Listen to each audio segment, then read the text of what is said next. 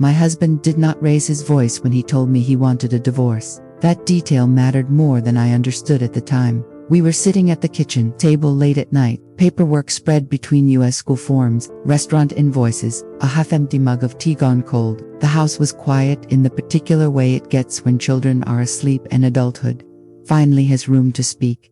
"I think we should end this," Khalil said. "Not, I'm sorry. Not this is hard for me. Not even, I still care. Just a statement, calm, clean, like he was announcing the weather." I remember staring at the small crack in the wall near the window, the one that appeared the year the pipes burst. I had meant to fix it. I never did. I remember thinking, so this is how things break slowly. Then, all at once, "I want the house," he continued. "The cars, the business, everything." There it was. Not the divorce, the inventory. 14 years of marriage reduced to assets. I nodded, not because I agreed, but because my body hadn't caught up to my mind yet. Shocked as that, it freezes you in place while your thoughts scatter. That night, after he went upstairs, I stayed at the table alone for a long time. I didn't cry, I didn't pray, I didn't call anyone. I listened to the clock tick. I was raised to believe that marriages fail loudly through screaming fights, slammed doors, dramatic betrayals. No one prepares you for the quiet ones, the ones where resentment replaces affection so gradually that you don't notice until you're already living with a stranger. I grew up in Southwest Atlanta, in a family that believed legacy mattered. My grandfather built Carter's Kitchen from a single food truck, and every generation after him treated that restaurant like a living thing. It fed us, it paid for school clothes, it kept the lights on when times were hard. When my grandfather died, my mother asked me to take over operations. I was young, exhausted, and determined. I worked long hours, learned every part of the business, memorized invoices the way other people memorized songs. Khalil entered my life during that season. He admired my discipline. He said he loved my ambition. He told people I was different. In the beginning, he meant it as praise. We built a life that looked stable from the outside. 2 children, a growing business, church on Sundays, family dinners when schedules allowed. But somewhere along the way, Khalil began to change. It wasn't sudden. It never is. It started with small absences, late nights, missed calls, a distracted expression when I spoke. Then came impatience, subtle at first, then sharper. "You think too much," he said once when I asked why he'd changed his phone password again. "You're always working," he said when I asked why he didn't come by the restaurant anymore. The irony didn't escape me. I told myself it was stress. Men carried pressure differently, I reasoned. Marriage required flexibility, understanding, compromise. What I didn't realize was that I was compromising myself. The anniversary dinner was the first moment I couldn't explain away. 11 years married, I planned everything carefully, reservation, sitter, dress. I wanted to remember who we used to be. I arrived on time. He didn't, single quotes T. When he finally called, nearly an hour later, his voice held irritation instead of apology. "I forgot," he said. "Work dinner that night, sitting alone by the river. I felt something inside me close, not love, hope."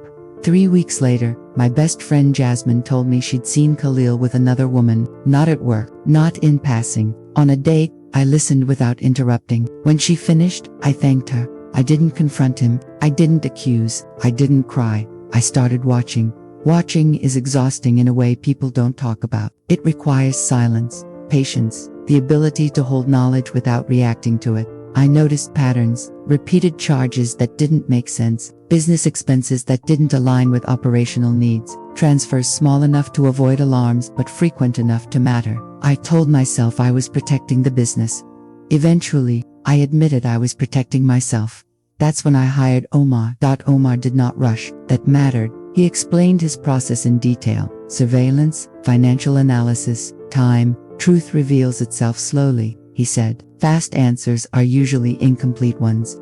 The investigation unfolded over weeks, then months. I continued living my life, cooking, parenting, running the restaurant, sleeping beside a man who had already left me in every way that mattered. The affair was real, long-term, careless, in its confidence. The financial betrayal cut deeper. Khalil had been moving money for over a year, structuring transfers, hiding them inside legitimate expenses, using the business I inherited as his personal resource. This wasn't impulse. It was entitlement. Understanding his psychology hurt more than the evidence itself. Khalil didn't see himself as cruel. He saw himself as justified. He believed he deserved more admiration, more freedom, more reward. When reality didn't hand it to him, he took it quietly. That was his core flaw. Not anger, not passion. Entitlement. When I finally confronted him not with accusations, but with silence, he didn't deny much. He minimized, rationalized, blamed stress, blamed me. "You're always in control," he said once. I needed something that was just mine. That sentence stayed with me. When he filed for divorce and demanded everything, my lawyer warned me it would ruin me. I told her to proceed.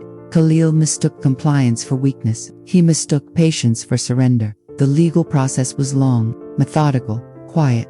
Documents changed hands, ownership shifted, responsibility transferred. And slowly, without spectacle, the weight of Khalil's choices settled where it belonged.